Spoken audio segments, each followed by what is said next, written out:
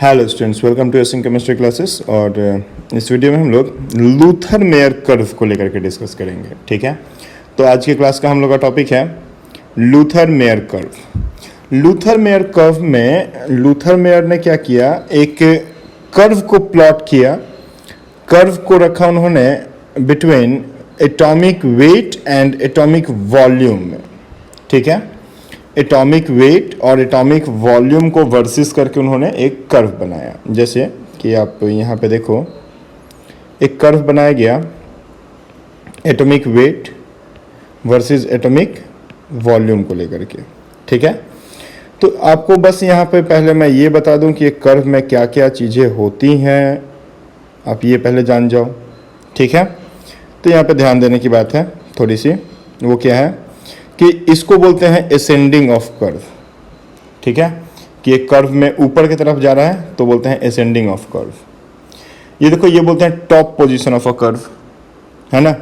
इसको बोलते हैं डिसेंडिंग ऑफ कर्व, और इसको क्या बोल देंगे, बॉटम पार्ट ऑफ कर्व। तो ascending top part, descending bottom part, एक कर्व के ये पोजीशंस होते हैं। इन्हीं पोजीशंस को लेकर के लूथर मेयर ने कुछ बातें की।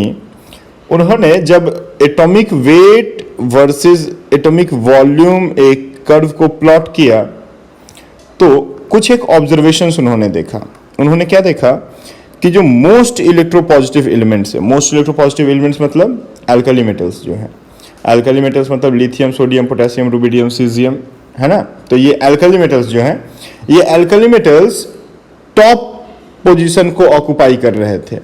कर्व में किस पोजीशन को ऑक्युपाई कर रहे थे, पिक पोजीशन को, है ना। एकदम जो उसकी चोटी की पोजीशन थी, टॉप की जो पोजीशन थी कर्व की, उसको ऑक्युपाई कर रहे थे। ठीक है, लेस इलेक्ट्रोपॉजिटिव मेटल्स। अब लेस इलेक्ट्रोपॉजिटिव मेटल्स मतलब alkaline earth metals. Periodic table, अभी का जो पीरियोडिक टेबल अपना है, उस पीरियोडिक टेबल का सेकेंड ग्रुप हम लोग बोल सकते हैं। और अल्कली क्या होता है, पीरियोडिक टेबल का, अभी के पीरियोडिक टेबल का फर्स्ट ग्रुप। तो अल्कलाइन अर्थ मेटल मतलब कि beryllium, magnesium, calcium, strontium, barium, ये लोग जो थे, ये लोग ऑक्युपाई कर रहे थे डिसेंडिंग पोजीशन को। ध्यान रखिएगा, लेस इलेक्ट्रोपॉजिटिव मतलब अल्कलाइन अर्थ मेटल्स जो थे, अल्कली अर्थ मेटल्स, ये क्या पोजीशन ऑक्युपाई कर रहे थे, डिसेंडिंग पोजीशन को ऑक्युपाई कर रहे थे कर्व पे। तो मोस्ट इलेक्ट्रोपॉजिटिव पिक पे था, लेस इलेक्ट्रोपॉजिटिव डिसेंडिंग में था। डिसेंडिंग मतलब ये वाली पोजीशन पे थे। ठीक है, इसके बाद देखा गया मेटलॉइड्स जो है, मेटलॉइड्स में क्या क्या होता है भाई। तो मेटलॉइड्स में आपका बोरॉन है, सिलिकॉन है, आर्सेनिक है ना, टी है, एटी है, ये लोग क्या है आपका मेटलॉइड्स है। तो metalloids and transition metals occupy कर रहे थे bottom part of the curve को। अब ध्यान रखिएगा भाई, मेटलॉइड्स एंड ट्रांजिशन मेटल्स जो हैं, ये क्या ऑक्यूपाई कर रहे थे, bottom part of curve. Bottom part मतलब ये वाली पार्ट थी, है ना। तो बॉटम पार्ट ऑफ कर्व को ये लोग ऑक्युपाई कर रहे थे, इधर इधर का पोजीशन को ये लोग ऑक्युपाई कर रहे थे। ठीक है, चलिए देन बोला गया कि मोस्ट इलेक्ट्रोनेगेटिव, उन्होंने क्या ऑब्जर्व किया कि जो मोस्ट इलेक्ट्रोनेगेटिव एलिमेंट्स हैं, जैसे कि हैलोजेंस होते हैं, वो ascending position of the curve मतलब कि ये वाली पोजीशन को ऑक्युपाई कर रहे थे। तो देखो हम लोगों ने क्या बात किया था कि असेंडिंग पोजीशन होता है जिसको मोस्ट इलेक्ट्रोनेगेटिव एलिमेंट्स जो थे वो ऑक्युपाई कर रहे थे। पिक पोजीशन होता है जिसको मोस्ट इलेक्ट्रोपॉजिटिव वाले लोग ऑक्युपाई कर रहे थे। डिसेंडिंग पार्ट होता है, डिसेंडिंग पोजीशन होता है, डिसेंडिंग पोजीशन को लेस इलेक्ट्रोपॉजिटिव वाले लोग ऑक्युपाई कर रहे थे। और बॉटम का पार्ट होता है, बॉटम के पार्ट को कौन, मेटलॉइड्स या ट्रांजिशन मेटल्स ऑक्युपाई कर रहे थे। ठीक है, तो लूथर अपने कर्व में इस चीज को प्लॉट करने में सक्सेसफुल हुए। ठीक है, और उन्होंने एटॉमिक वेट और एटॉमिक वॉल्यूम के बीच में एक कर्व को बनाया। तो चलिए देखते हैं कि लूथर मेयर की ओरिजिनल कर्व कैसी दिखती है। देखिए, ये है लूथर मेयर की ओरिजिनल कर्व, जिसको एटॉमिक मास और एटॉमिक वॉल्यूम में अरेंज किया गया। देखिए, टॉप पोजीशन पे आपको दिख रहा है अल्कली मेटल्स है ना। ये आपका जो डिसेंडिंग पार्ट है, तो डिसेंडिंग पार्ट में देखिए आपको क्या दिख रहा है, अल्कलाइन अर्थ मेटल्स दिख रहे हैं, है ना। जो आपका असेंडिंग पार्ट है, तो असेंडिंग पार्ट पे आपको क्या दिख रहा है, आपको मोस्ट इलेक्ट्रोनेगेटिव एलिमेंट्स दिख रहे होंगे यहाँ पे, है ना। आपको क्या दिख रहा है भाई, तो most electronegative elements ascending part पे दिख रहा है। और जो आपका बॉटम का पार्ट है, तो बॉटम के पार्ट में आप देखो, बॉटम के पार्ट में आपको क्या दिख रहा है? बॉटम के पार्ट में आपको दिख रहा होगा कि ट्रांजिशन मेटल्स हैं बहुत सारे, और मेटलॉइड्स आपके बॉटम के पोजीशन को ऑक्यूपाई कर रहे हैं। ठीक है, तो इस चीज को लूथर मेयर कर्व के पे अरेंज किया गया। ठीक है, तो हम लोग क्या देखते हैं कि element having similar properties occupy similar position on the curve. ठीक है, तो इसे क्या कंक्लूजन निकलता है? कंक्लूजन निकलता है कि on the basis of this curve Luther mayor proposed that physical properties of the elements, physical properties समझते हो ना, physical properties क्या होती हैं एलिमेंट की? तो physical properties of the elements are the periodic function of their atomic weight and this become the base of Mendeleev periodic table। मतलब कि लूथर मेयर ही वो पहला आदमी था जो इस चीज को सक्सेसफुली बहुत सारे एलिमेंट्स को अरेंज कर पाया। और अरेंज करके उन्होंने क्या बोला कि physical properties of the element are the periodic function. ध्यान रखिएगा ये वर्ड पीरियोडिक फंक्शन बहुत ज्यादा पूछा जाता है। ठीक है, तो physical properties of the element are the periodic function of their atomic weight, है ना। और इसी चीज को हेल्प लेकर के मेंडलीफ क्या किए? अपना एक मेंडलीफ पीरियोडिक टेबल को प्रेजेंट किए जो उस टाइम का मोस्ट एक्सेप्टेबल मॉडल था। क्लियर है मेरी बात? तो चलिए देखते हैं मेंडलीफ पीरियोडिक टेबल को। मेंडलीफ पीरियोडिक टेबल कैसा है? तो मेंडलीफ पीरियोडिक टेबल में हम लोग सबसे पहले जानेंगे कि मेंडलीफ पीरियोडिक लॉ क्या होता है। ठीक है, तो अभी हम लोग देखें कि इसका पीरियोडिक फंक्शन इन्होंने क्या बताया था? Atomic weight. ये लूथर मेयर के जो कर्व की जो मॉडल थी उसी को ये थोड़ा अपडेट किए, थोड़ा आगे की तरफ लेकर के गए, है ना, और इनको बहुत ज्यादा सफलता मिला। तो हम क्या बोल सकते हैं कि पीरियोडिक लॉ क्या है? The physical and the chemical properties of the element are the periodic function of their atomic weight. ये जो लाइन है ना, ये बहुत ज्यादा पूछा जाता है।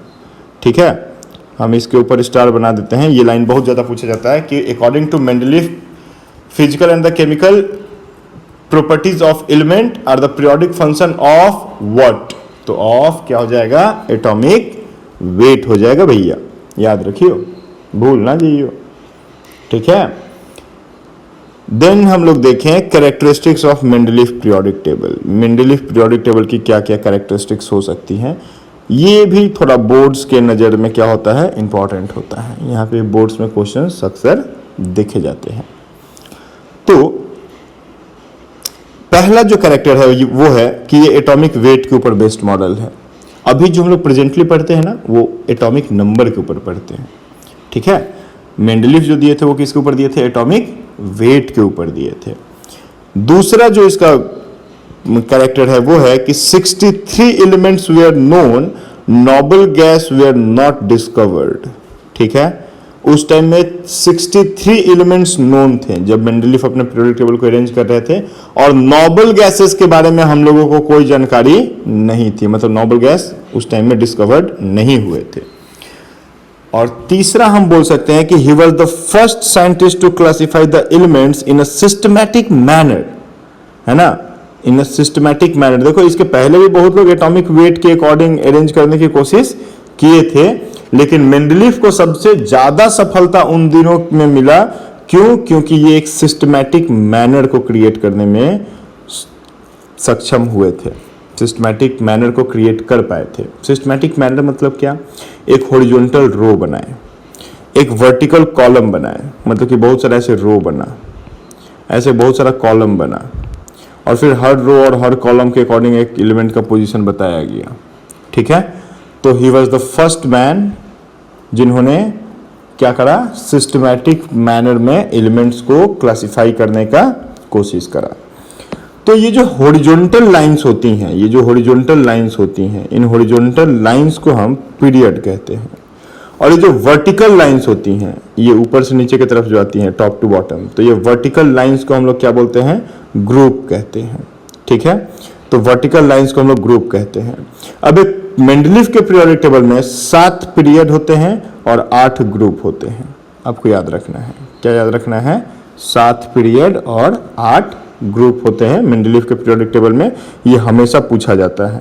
हमेशा देखोगे बोर्ड्स एग्जाम में अक्सर देखा गया है what is group what is period, है ना, ये क्वेश्चन रहता ही है, तो आप ध्यान दीजिएगा थोड़ा। नेक्स्ट हम लोग बात कर दें, नेक्स्ट जो इसकी कैरेक्टर है वो है कि each group up to 7 is divided into A and B subgroup, है ना। 7 तक जितने भी ग्रुप बनाए गए थे वो सारे ग्रुप्स को ए और बी सब ग्रुप में डिवाइड किया गया। ए सब ग्रुप जो था उसमें नॉर्मल एलिमेंट्स को रखा गया था और बी सब ग्रुप जो था उसमें ट्रांजिशन एलिमेंट्स को रखा गया था। ठीक है, मतलब कि एक ग्रुप है, सपोज मान लो कि ऐसे करके एक ग्रुप है, ये मान लो कि ग्रुप 5 है, तो ग्रुप 5 को ए और बी में क्लासिफाई कर दिया गया था। ठीक है, और इसमें कुछ एलिमेंट्स रखे गए थे और यहाँ पे भी कुछ एलिमेंट्स रखे गए थे। तो ए साइड में जो एलिमेंट्स रखे जाते थे वो कौन से एलिमेंट्स होते थे? नॉर्मल एलिमेंट्स होते थे। और बी साइड में जो एलिमेंट्स रखे जाते थे वो एलिमेंट्स कौन से एलिमेंट्स होते थे भाई? ट्रांजिशन एलिमेंट्स होते थे। क्लियर है मेरी बात? गुड। 7th पोजीशन की तरफ आप आ जाओ, 7th प्रॉपर्टीज की तरफ आप आ जाओ, तो आप देखोगे कि the 8th group was consist of 9 elements in 3 रोज। ठीक है, और यहाँ पे क्या था? ट्रांजिशन मेटल्स इसमें थे सिर्फ। 9th ग्रुप जो था, 9th ग्रुप को 2 नहीं बल्कि 3 रो में डिवाइड किया गया था और 3 रो बना करके वहां पे, मतलब 3 ऐसे ऐसे रो वहां पे बनाए गए थे 9th में, और 3 रो बना करके वहां पे आपको ट्रांजिशन मेटल्स को प्लेस्ड किया गया था। ठीक है, देन 8th पॉइंट की तरफ में आप आ जाओ तो क्या हो जाएगा? The elements belonging to the same group exhibit similar properties. जाहिर सा बात है, इसी के लिए तो सब कुछ हो रहा था कि एक ग्रुप में रहने वाले जो भी एलिमेंट्स हैं उनकी कैरेक्टर क्या रहे? सिमिलर रहे। तो इस चीज में मेंडलीफ को सफलता मिली थी। ठीक है, फिर हम लोग बात करें कि मेंडलीफ के पीरियोडिक टेबल की क्या मेरिट्स थी, है ना, क्या मेरिट्स या एडवांटेज थी मेंडलीफ के पीरियोडिक टेबल की। तो उसके पहले आपको क्या करना है? ये 8 प्रॉपर्टीज को एक बार फिर से रिवाइंड करके देखना है। ठीक है, 8 प्रॉपर्टीज ये पूछे जाते हैं हमेशा। ओके, चलो फिर तो हम लोग बात कर रहे हैं मेंडलीफ के पीरियोडिक टेबल की मेरिट्स और एडवांटेजेस के बारे में। तो पहली जो मेरिट थी वो थी स्टडी ऑफ एलिमेंट्स, है ना। एलिमेंट्स की स्टडी बड़ा इजी हो गई थी उन दिनों, बहुत ही इजियर वे में एलिमेंट्स की स्टडी, एलिमेंट्स की प्रॉपर्टीज, केमिकल और फिजिकल प्रॉपर्टीज को स्टडी किया जा सकता था। तो first time all known elements were classified in group according to their similar properties.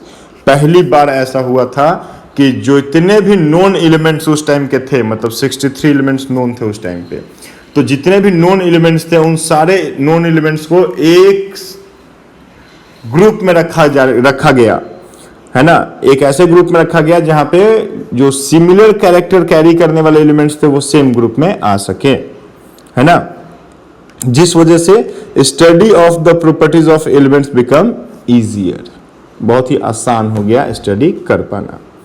Next हम लोग बात करें, दूसरा जो इसमें एडवांटेज हम लोग ले सकते हैं वो है प्रेडिक्शन ऑफ न्यू एलिमेंट्स। देखो मेंडलीफ ने जो 63 एलिमेंट्स नोन थे उनको तो रखा ही पीरियोडिक टेबल में सही पोजीशन पे, उनके कैरेक्टर्स के बारे में बताया ही, साथ ही साथ कुछ नए एलिमेंट्स के बारे में भी बताया उन्होंने। आप जैसे यहाँ पे देख पा रहे हो, आपके स्क्रीन के ऊपर में देखो एक पीरियोडिक टेबल आ रहा है और यहाँ पे देखो कुछ जगह ब्लैंक है। ये जो ब्लैंक स्पेसेस है ना, ये जो ब्लैंक स्पेसेस हैं, इन ब्लैंक स्पेसेस के ऊपर में आपको क्या दिख रहा है कि यहाँ पे जगह खाली है। पीरियोडिक टेबल में ये जो जगह खाली थी, मेंडलीफ ने इन एलिमेंट्स के लिए अपने पीरियोडिक टेबल में एक गैप छोड़ दिया। वो कुछ गैप लेफ्ट करके आगे बढ़ते रहे और उसमें उन्होंने बताया कि आगे चल के स्कैंडियम, गैलियम, जर्मेनियम, टेक्नेटियम ये सब एलिमेंट्स डिस्कवर्ड होंगे, है ना। और इवन उन्होंने ये तो बताया कि भाई यहाँ पे कुछ नए एलिमेंट्स डिस्कवर्ड होने अभी बाकी हैं और उन एलिमेंट्स का पोजीशन, उन एलिमेंट्स का प्रॉपर्टीज वो सब कुछ पीरियोडिक टेबल में बता दिए। इवन उन एलिमेंट्स का नाम तक दिए। क्या बताया उन्होंने बताया गैलियम का नाम दिया इका एल्यूमिनियम, स्कैंडियम का नाम दिया इका बोरॉन, जर्मेनियम का नाम दिया इका सिलिकॉन, टेक्नेटियम का नाम दिया इका मैंगनीज, ठीक है। तो नाम बताया, पोजीशन बताया और प्रॉपर्टीज भी बताया, किन के बारे में, उन एलिमेंट्स के बारे में जो अभी डिस्कवर्ड होने बाकी थे। तो नए एलिमेंट्स के लिए उन्होंने प्रेडिक्शन किया और लोगों को बहुत इंकरेज किया, ठीक है, ताकि नए एलिमेंट्स की डिस्कवरी की जाए। तो these were the elements for whom position and properties were well defined by Mendeleev even before their discoveries, and he left the blank space for them in his periodic table, ठीक है। बहुत अच्छे भाई। तो आप देख लिया अभी इस चीज को, पीरियोडिक मेंडलीफ के पीरियोडिक टेबल में भी आप लोगों ने इस चीज को देख लिया। तो प्रेडिक्शन ऑफ एलिमेंट्स जो था ये मेंडलीफ का हम बोल सकते हैं कि भाई ये बहुत ही अच्छा था, ठीक है। नेक्स्ट, तीसरा हम लोग बोल दें इसके एडवांटेजेस में, वो क्या है, correction of doubtful atomic weights. कुछ एक एलिमेंट्स के एटॉमिक वेट को लेकर के हम लोग डाउटफुल थे, है ना, मतलब डाउटफुल थे मतलब कि हम गलत एटॉमिक वेट को पढ़ रहे थे। मेंडलीफ के पीरियोडिक टेबल आने के बाद उन जो डाउटफुल एटॉमिक वेट्स थी उसमें कुछ क्लियरिफाई आ गई, है ना, उसमें कुछ सुधार हुआ, लोगों को कुछ नया चीज पता चला। जैसे कि एक देखो, एक बात हम जानते हैं, atomic weight is equal to valency into equivalent weight होता है, ठीक है। Atomic weight is equal to क्या होता है, वैलेंसी इनटू इक्विवेलेंट वेट। तो यहाँ पे देखो, इस पैराग्राफ को थोड़ा सा ध्यान से देखो, ठीक है। Initially it was found that equivalent weight of beryllium is 4.5। देखो 4.5 था, क्या था, इक्विवेलेंट वेट ऑफ बेरिलियम, ये देखा गया। इससे पता चलता था कि ये भाई क्या है, ये ट्राईवैलेंट है। क्या है ये, ट्राईवैलेंट है ना। So the weight of beryllium was 13.5, है ना, and there was no space in the Mendeleev periodic table for this element. तो मेंडलीफ के पीरियोडिक टेबल में 13.5 मॉलिक्यूलर वेट कैरी करने वाले एलिमेंट के लिए कोई स्पेस नहीं था। तो लोगों को क्या पता था कि भाई बेरिलियम का जो इक्विवेलेंट वेट है वो 4.5 है और इसकी वैलेंसी कितनी है, 3।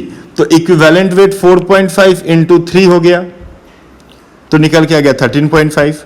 अब 13.5 के लिए कोई मेंडलीफ अपने पीरियोडिक टेबल में कोई स्पेस देख ही नहीं पा रहे थे। तो अब उनको डाउट हुआ कि क्या ये एलिमेंट की वैलेंसी सही है, तो उन्होंने बेरिलियम के वैलेंसी को चेक करना शुरू किया। So after correction, it was found that beryllium is actually divalent. Beryllium is actually divalent, not trivalent. Not trivalent. It is divalent. ठीक है? So the weight of beryllium becomes 2 into 4.5 now. है ना?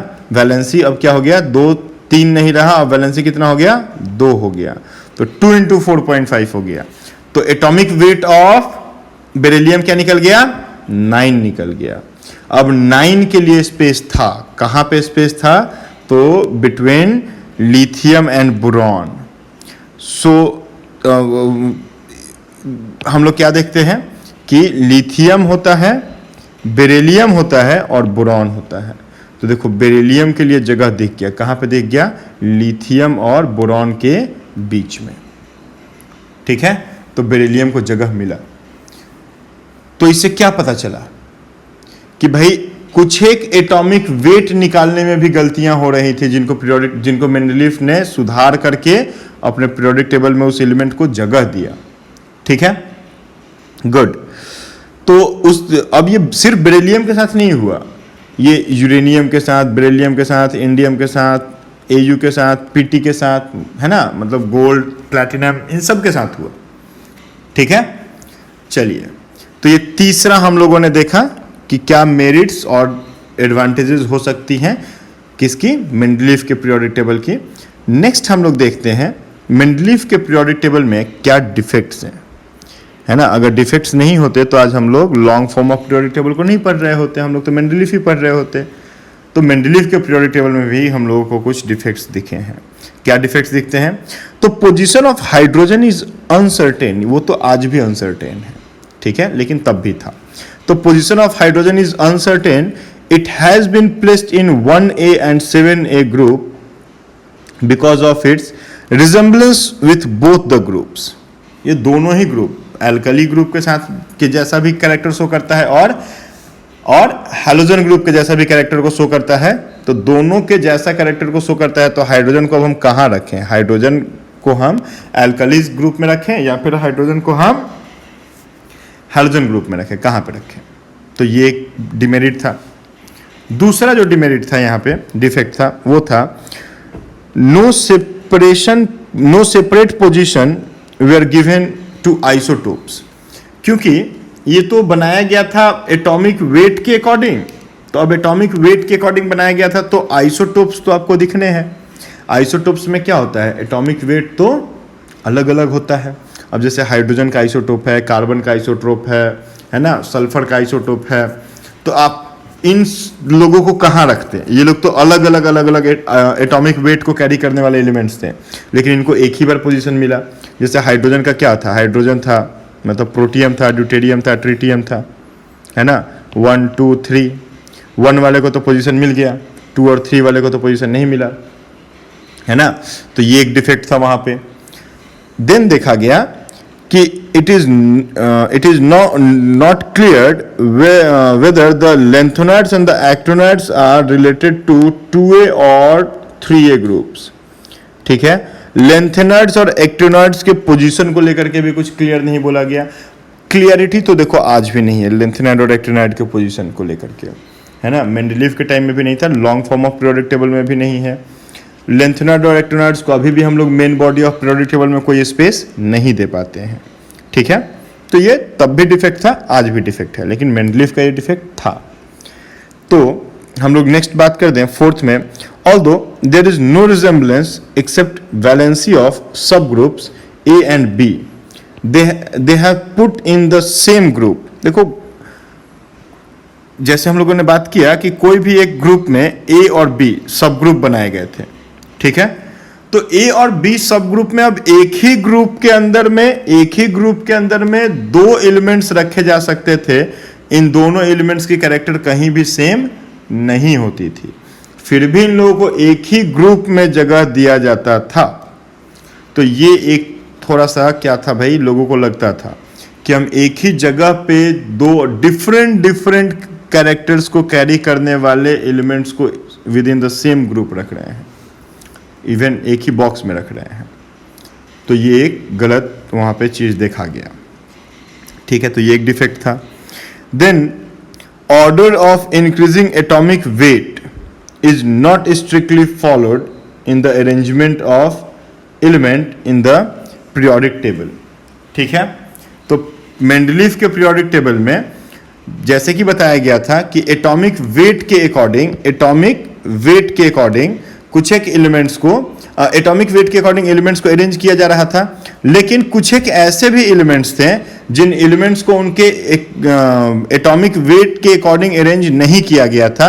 उन elements में कुछ एक elements को जिनकी एटॉमिक वेट क्या थी, ज़्यादा थी, उनको पहले रख दिया गया था, जबकि वो कैसा रखा जाना था, increasing order of atomic weight में रखा जाना था, लेकिन ऐसा नहीं हो पाया था, है ना। जैसे कोबाल्ट और निकिल के पोजीशन में देखा गया। कोबाल्ट का जो एटॉमिक वेट था वो था 58.9 और निकल का जो एटॉमिक वेट था वो है 58.7। तो यहाँ पे एक गड़बड़ी देखी गई, है ना।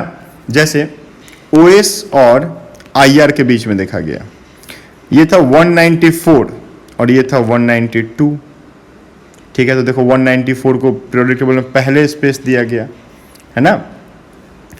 तो ये कुछ एक एक्सेप्शंस भैया देखी गई थी, जैसे कि TE और I के पोजीशन में देखा गया था, है ना। TE और I के पोजीशन में ये 128 था जबकि ये 127 था। तो मेंडलीव अपने पीरियोडिक टेबल में बहुत सारे एलिमेंट्स, सिर्फ यही नहीं और भी बहुत सारे ऐसे एलिमेंट्स हैं जहां पे उन्होंने क्या किया, कैरेक्टर को ज्यादा प्रेफरेंस दिया एटॉमिक वेट से, और एटॉमिक वेट के अकॉर्डिंग ना अरेंज करके कैरेक्टर्स के अकॉर्डिंग अरेंज कर दिया, ठीक है। तो ये भी उनकी एक डिफेक्ट देखी गई थी। उम्मीद है समझ में आ रहा होगा, है ना। चलिए आगे कुछ बात करते हैं। मेंडलीव के पीरियोडिक टेबल के डिफेक्ट्स को खत्म करने के लिए मॉडर्न पीरियोडिक टेबल को लाया गया। मॉडर्न पीरियोडिक टेबल को मोजले नाम के एक साइंटिस्ट ने लेके आया और उन्होंने क्या बताया कि एटॉमिक वेट नहीं, एटॉमिक नंबर जो होता है वो फंडामेंटल, वो तुम्हारा फंक्शनल यूनिट होता है पीरियोडिक टेबल के एलिमेंट्स का। मतलब कि physical and chemical properties of the element are the periodic function of their atomic number, not atomic weight. ठीक है, तो उन्होंने क्या किया भाई, एटॉमिक नंबर के अकॉर्डिंग अरेंज करना शुरू किया, एटॉमिक वेट के अकॉर्डिंग नहीं। तो एटॉमिक नंबर के अकॉर्डिंग अरेंजमेंट शुरू हुआ था। तो मॉडर्न पीरियोडिक लॉ को बदला गया मेंडलीफ से। मेंडलीफ के पीरियोडिक लॉ में क्या था, the physical and the chemical properties of the element और the periodic function of their atomic weight, और यहां बोला गया it is not atomic weight, it is atomic number. ठीक है, तो जो मॉडर्न पीरियोडिक टेबल आया, मॉडर्न पीरियोडिक टेबल में देखा गया कि 7 पीरियड और 18 ग्रुप रखे गए। ये मेंडलीफ के पीरियोडिक टेबल को समझ लो एक तरह से ओपन कर दिया गया, खोल दिया गया। ठीक है, ये मेंडलीफ के पीरियोडिक टेबल का एक्सटेंशन रूप है, बोल सकते हो एक तरह से, है ना। तो क्या है भाई, चलो देखते हैं थोड़ा सा इसको भी। यहाँ पे 18 ग्रुप और 7 पीरियड रखा गया। तो 7 पीरियड जो रखा गया उसमें जो फर्स्ट पीरियड था, फर्स्ट पीरियड में 2 एलिमेंट्स होते थे, 2 एलिमेंट्स होते हैं, हाइड्रोजन होता है और हीलियम होता है। हाइड्रोजन जो होता है वो फर्स्ट ग्रुप में होता है, फर्स्ट पीरियड के फर्स्ट ग्रुप में होता है, और हीलियम जो होता है वो फर्स्ट पीरियड के 18th ग्रुप में दिखा जाता है।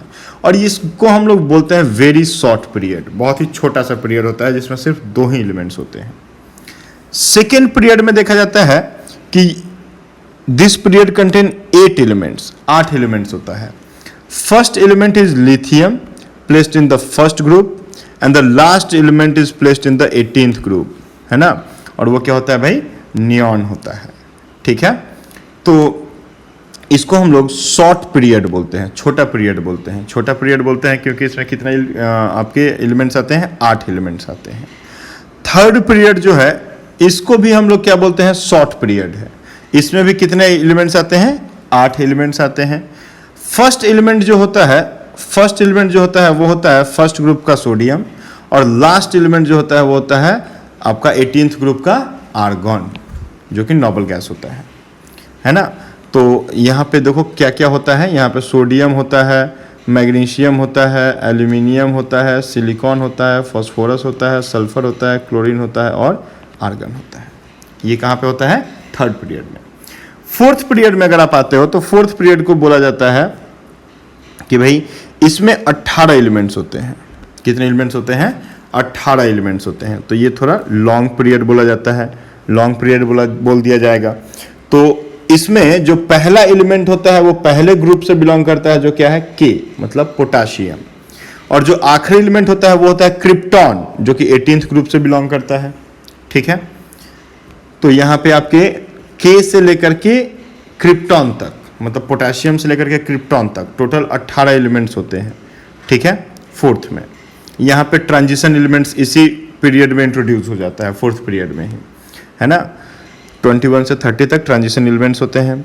फिफ्थ पीरियड में अगर हम लोग आते हैं तो फिफ्थ पीरियड को हम लोग बोलते हैं कि भाई इसमें भी क्या है, 18 एलिमेंट्स हैं। तो 18 एलिमेंट्स हैं तो ये भी एक लॉन्ग पीरियड होता है ना। और ये पीरियड स्टार्ट होता है रुबिडियम से, जो कि फर्स्ट पीरियड के फर्स्ट ग्रुप में प्रेजेंट होता है, फिफ्थ पीरियड के फर्स्ट ग्रुप में प्रेजेंट होता है। ठीक है, और एंड होता है ये आपका ज़ेनॉन के साथ में, जो कि 18th ग्रुप का नोबल गैस है। ठीक है, ज़ेनॉन एक नोबल गैस है जो कि फिफ्थ पीरियड के 18th ग्रुप में प्रेजेंट होता है, और यहाँ पे फिफ्थ पीरियड एंड हो जाता है इस एलिमेंट के साथ।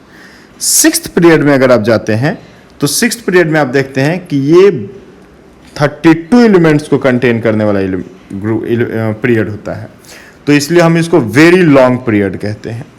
ठीक है, तो out of this 32 8 are representative. आपको थोड़ा ध्यान देना है, 8 जो होते हैं वो रिप्रेजेंटेटिव एलिमेंट्स होते हैं, 10 जो होते हैं वो ट्रांजिशनल एलिमेंट्स होते हैं, और 14 जो होते हैं वो इनर ट्रांजिशनल एलिमेंट्स होते हैं। इनर ट्रांजिशनल एलिमेंट्स मतलब आज के टाइम में अगर हम लोग बात कर दे तो एफ ब्लॉक। ठीक है, 10 जो ट्रांजिशनल होते हैं इनको हम लोग क्या बोलते हैं, डी ब्लॉक, है ना। और 8 क्या होते हैं, रिप्रेजेंटेटिव, मतलब एस ब्लॉक और पी ब्लॉक वाले होते हैं।